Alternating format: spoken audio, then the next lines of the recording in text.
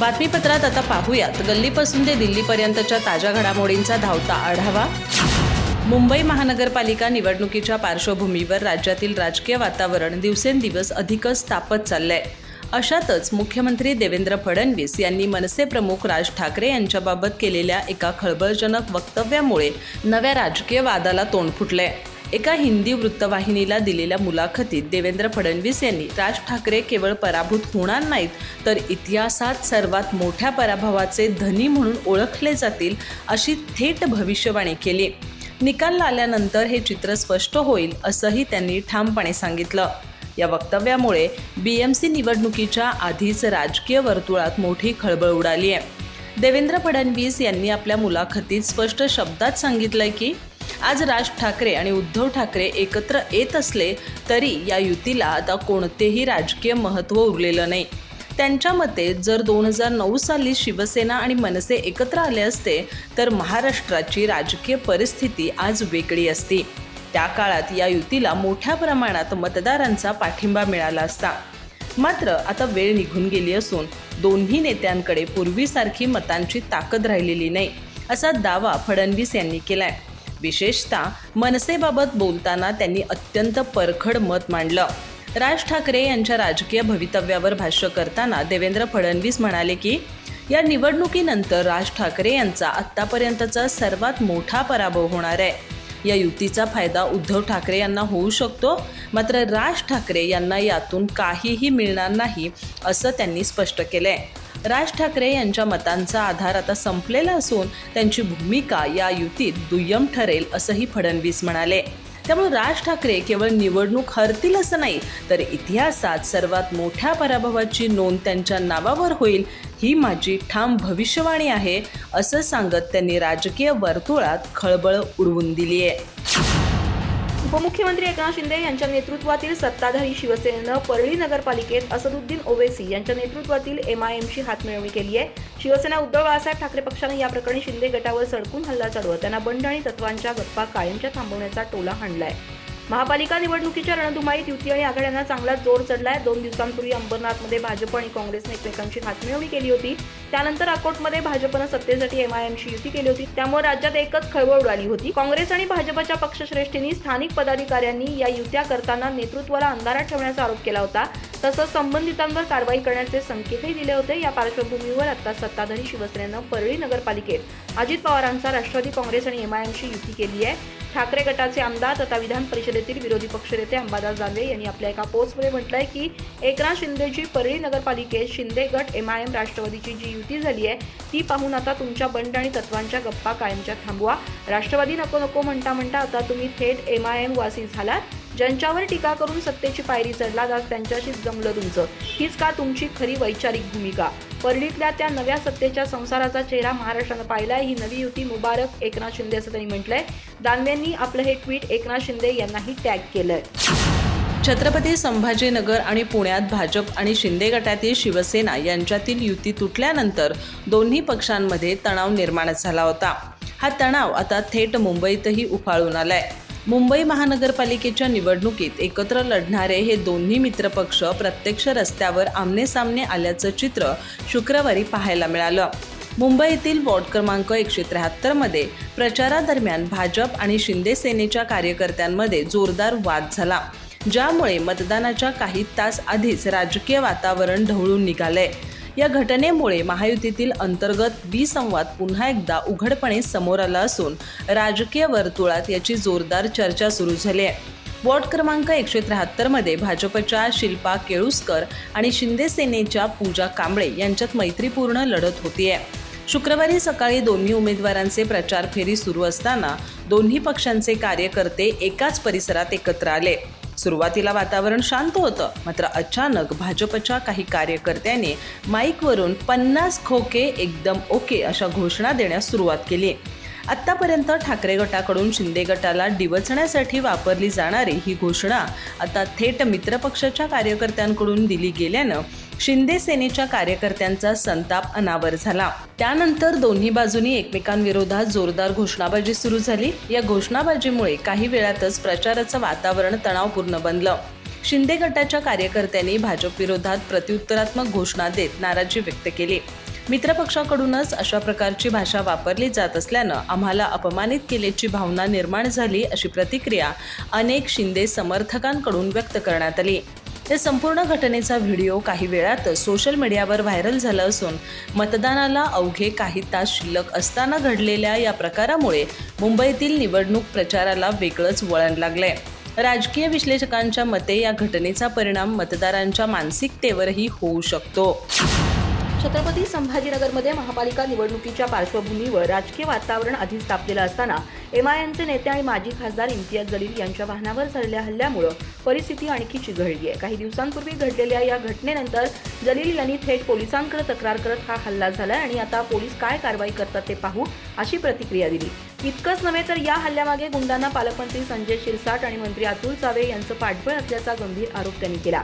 या आरोपांमुळे शहरातील राजकीय वर्तुळात खळबळ उडाली असून निवडणुकीच्या तोंडावर आरोप प्रत्यारोपांच्या फेऱ्या वाढताना दिसत आहेत. या पार्श्वभूमीवर आता शिवसेना ठाकरे गटाचे नेते आणि विधान परिषदेचे माजी विरोधी पक्षनेते अंबादास दानवे यांनी इम्तियाज जलील यांच्यावर जोरदार टीका केली आहे. दानवे यांनी जलील यांना थेट भाजपचा हस्तक ठरवत छत्रपती संभाजीनगर शहराला त्यांनी व्यसनाधीनतेकडे ढकलल्याचा आरोप केला.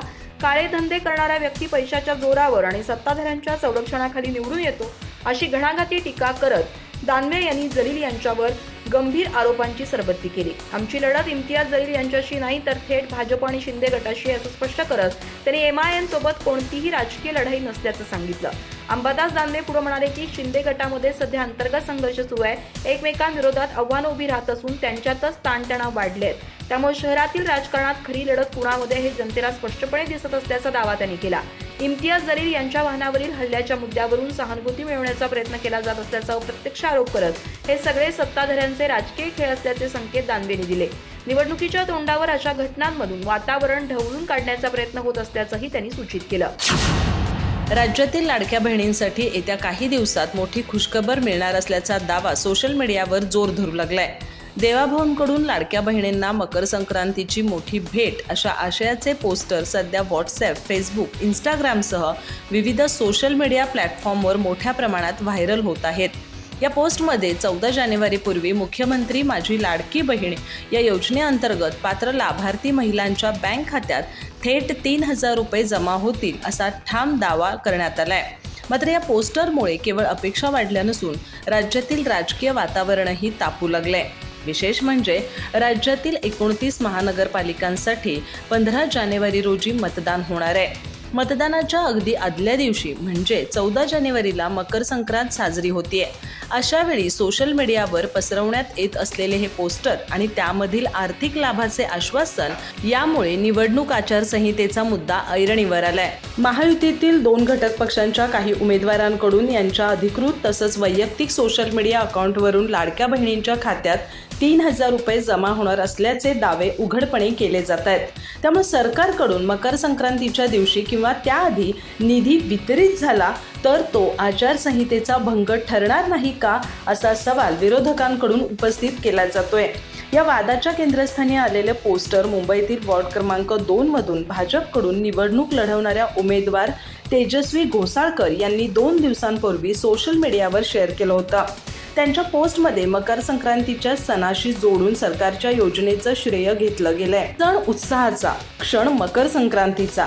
मकर संक्रांतीचा गोडवा अधिक वाढवण्यासाठी महायुती सरकारने राज्यातील आपल्या लाडक्या बहिणींना मोठी भेट दिली आहे, असं नमूद करत त्यांनी पुढे स्पष्टपणे लिहिलंय की मुख्यमंत्री माझी लाडकी बहीण योजनेअंतर्गत डिसेंबर आणि जानेवारी या दोन्ही महिन्यांचा हप्ता एकत्रितपणे म्हणजेच 3,000 रुपये 14 जानेवारीपूर्वी सर्व पात्र भगिनींच्या खात्यात जमा होणार आहेत. या पोस्टरमधून सरकारने बहिणींच्या चेहऱ्यावर हसू फुलवलं, असा दावा देखील करण्यात आलाय.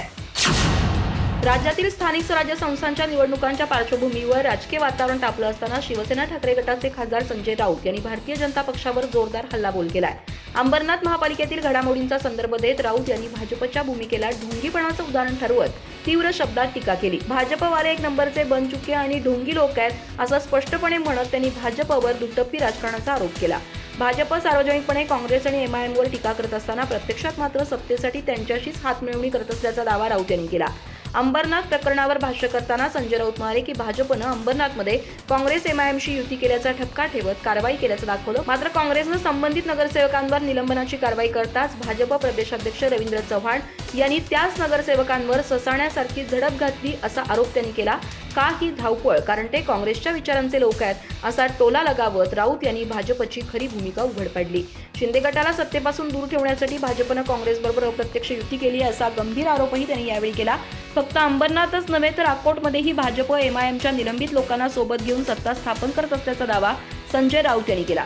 एकीकडे एमआयएम विरोधात बोलायचं आणि दुसरीकडे सत्तेसाठी त्यांच्याच मदतीनं सत्ता मिळवायची हा भाजपचा दुहेरी चेहरा असल्याचं त्यांनी ठामपणे सांगितलं. लोकांसांगे ब्रह्मज्ञान स्वतः कोरडे पाषाण अशी अवस्था भाजपची असल्याचं सांगत त्यांनी पक्षाच्या नैतिकतेवरच प्रश्नचिन्ह उपस्थित केलं. भाजपला आता सत्तेसाठी चोऱ्या माऱ्या कराव्या लागतायत अशी टीका करत राऊत यांनी भाजपच्या राजकीय अधपतनाकडे लक्ष वेधलं. वंचित बहुजन आघाडीचे अध्यक्ष प्रकाश आंबेडकर यांनी शरद आणि अजित पवार एकच असल्याचा दावा करत एकच खळबळ उडवून दिली आहे. शरद पवार आणि त्यांचे पुतणे अजित पवार एकच आहेत. ते सत्तेसाठी फक्त भाजपला उल्लू बनवत आहेत. सत्तेसाठी तत्व बाजूला ठेवून वागत आहेत असं ते म्हणालेत. उपमुख्यमंत्री अजित पवार यांच्या नेतृत्वातील राष्ट्रवादी काँग्रेस सध्या सत्ताधारी महायुतीसोबत आहे, तर शरद पवारांच्या नेतृत्वातील राष्ट्रवादीचा दुसरा गट सध्या विरोधी बाकावरील महाविकास आघाडीसोबत आहे. हे दोन्ही पक्ष एकमेकांविरोधात टीकाटिप्पणी करत असले तरी त्यांनी पुणे आणि पिंपरी चिंचवड महापालिकेसाठी युती केली आहे. त्यांच्या युतीविषयी राजकीय वर्तुळात वेगवेगळे तर्कवितर्क लढवले जात असताना प्रकाश आंबेडकरांनी दोन्ही पवार एकच असल्याचा दावा करून एकच खळबळ उडवून दिली आहे. प्रकाश आंबेडकर सोलापूर येथील आपल्या सभेत बोलताना म्हणाले, दोन्ही पवार एकच आहेत. त्यांनी भाजपला उल्लू बनवलंय. चौकशीचे ससेमिरा मागे लागला म्हणून एक जण भाजपसोबत गेला. स्वतःची चौकशी थांबवली. आता एक जण डोळे दाखवत असताना दुसरा तुझी 70,000 कोटींची फाईल पेंडिंग असल्याची आठवण काढून देत आहे. आमचा भाजपला प्रश्न आहे, तुम्ही एवढे दिवस ही फाईल का दाबून ठेवली याचा खुलासा करा. जर फेवरेबल असतील तर युती झाली पाहिजे, पण पुण्यात आणि ठाण्यात युती नाही याचा राजकीय अर्थ असा काढतोय की भाजपला दोन्ही पक्षांना संपवायचं आहे म्हणून त्यांनी त्याला वाऱ्यावर सोडलंय. विरोधी पक्षाची स्पेस कमी करण्याचा प्रयत्न सुरू आहे, पण तो किती यशस्वी होईल याविषयी साशंकता आहे. महानगरपालिका निवडणुकांच्या पार्श्वभूमीवर मालेगावमध्ये राजकीय वातावरण चांगलंच तापलं असून एमआयएमचे राष्ट्रीय अध्यक्ष खासदार असदुद्दीन ओवैसी यांनी माहिती सरकारवर अतिशय तीव्र शब्दात टीका केली आहे. मालेगाव इथं आयोजित एमआयएमच्या उमेदवाराच्या प्रचारार्थ झालेल्या जाहीर सभेत बोलताना ओवैसी यांनी सत्ताधाऱ्यांवर सडकून हल्ला चढवला. सत्ताधारी मुंबईत बसून एकत्र वडापाव खातात आणि निवडणुका आल्या की वेगवेगळे होतात असा खोचक टोला लगावत त्यांनी भाजप, शिवसेना आणि राष्ट्रवादी काँग्रेसवर एकाच वेळी निशाणा साधला. मालेगावच्या विकासासाठी सत्ताधाऱ्यांना सत्तेतून खाली खेचणं गरजेचं असून सत्ताधाऱ्यांचा कचरा उचलून फेका, तेव्हाच मालेगावची खरी प्रगती होईल असं थेट आवाहन त्यांनी नागरिकांना केलं. ओवैसी यांनी आपल्या भाषणात मालेगावच्या स्थानिक प्रश्नांवरही सविस्तर भाष्य केलं. मालेगावच्या पॉवरलूम उद्योगासमोर उभ्या असलेल्या अडचणींचा उल्लेख करत त्यांनी सांगितलं की अमेरिकेच्या टॅरिफ धोरणामुळे पॉवरलूम उद्योगावर मोठा आर्थिक ताण आलाय. या उद्योगावर अवलंबून असलेल्या हजारो कामगारांचं भवितव्य धोक्यात आलं असताना सत्ताधाऱ्यांनी मात्र गेली 15 वर्ष लूटमार केल्याचा आरोप केला. या काळात सत्ताधाऱ्यांनी केवळ स्वतःचे खिसे भरले, त्यामुळे अशा लोकांना पुन्हा निवडून देऊ नका असा स्पष्ट संदेश ओवैसी यांनी दिला. मालेगावच्या समस्यांकडे दुर्लक्ष करणाऱ्या सत्ताधाऱ्यांना धडा शिकवण्याची वेळ आली असल्याचंही त्यांनी ठामपणे सांगितलं. सफाई व्यवस्थेवर बोलताना ओवैसी यांनी महापालिकेतील कचरा कंत्राटाचा मुद्दा उपस्थित केला. सफाईचं कंत्राट कोणाकडे आहे हे मालेगावकरांना माहीत आहे असं सांगत त्यांनी सत्ताधाऱ्यांवर अप्रत्यक्षपणे बोट ठेवलं. कचऱ्याचं कंत्राट ज्यांच्याकडे आहे त्यांनाच कचऱ्यासारखं उचलून फेका असे जहरी शब्द वापरत त्यांनी नागरिकांना एमआयएमला साथ देण्याचं आवाहन केलं. मालेगाव स्वच्छ, सुरक्षित आणि विकसित करायचं असेल तर एमआयएमला निवडून देणं हाच पर्याय आहे असा दावा त्यांनी केला. त्यांच्या या वक्तव्यामुळे सभास्थळी उपस्थित कार्यकर्त्यांमध्ये प्रचंड उत्साह पाहायला मिळाला. अधिक माहिती आणि ताज्या घडामोडींसाठी आजच आमचे चॅनल सबस्क्राईब करा.